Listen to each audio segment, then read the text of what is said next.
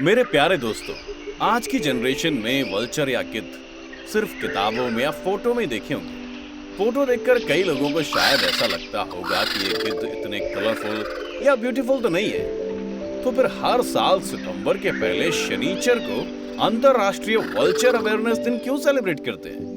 Well, गिद्ध हमारी संस्कृति से जुड़े हैं। रामायण में सीता माता को बचाने के लिए महाबली राक्षस रावण से लड़ने वाले पक्षीराज जटायु एक गिद्ध थे और लड़ते लड़ते उन्होंने अपने प्राण दे दिए थे। ठीक उसी तरह गिद्ध हजारों सालों से इकोसिस्टम को स्वच्छ रख के रोग फैलाने वाले जीवाणु जैसे राक्षसों से हमारी रक्षा करते आए हैं।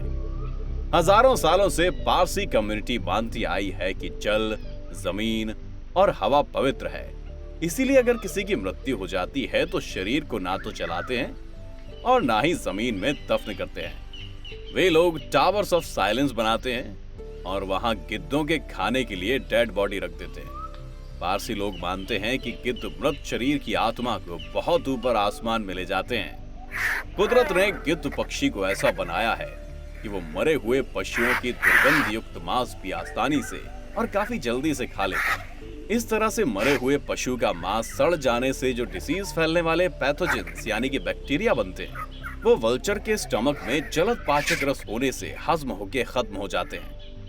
ऊपर वाले ने वल्चर को सड़ा हुआ मांस आसानी से पचाने की जो क्षमता दी है, वो शायद किसी और जीव में नहीं है।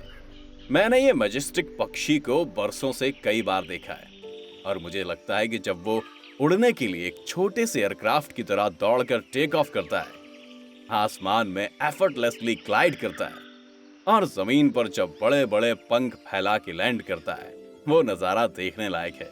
कुदरत का ये सबसे एफिशिएंट स्कैवेंजर बहुत ही हैंडसम लगता है। बहुत ही दुख और चिंता की बात है कि पिछले 3 दशकों में हमारे देश में वल्चर की संख्या 99.9% कम हो गई है। एक अंदाजे के अनुसार सन 1990 में 9 प्रजाति के 4 करोड़ से ज्यादा गिद्ध थे। वो आज कम होते होते सिर्फ कुछ हजार ही बच गए हैं। केंद्र और राज्य सरकारें तो वल्चर्स को बचाने के लिए जो हो सकता है वे सभी उपाय कर रहे हैं, लेकिन जब तक हम लोग सहयोग नहीं करेंगे तब तक गिद्ध मरते रहेंगे। ये वीडियो के अंत में मैंने मेरी ली हुई गिर के लायन की एक क्लिप दिखाई है। आपको शायद लगेगा कि गिद्ध की बाद में शेर कहां से आ गया।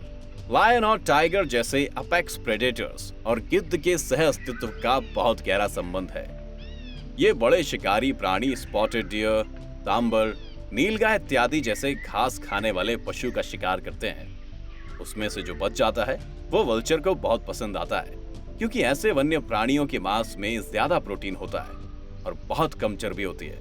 सबसे महत्व की बात यह है कि ये हिरणों के शरीर में डाइक्लोफेनेक जैसी जहरीली दवाई नहीं होती, इसीलिए वल्चर के लिए पोषक और सुरक्षित खुराक है।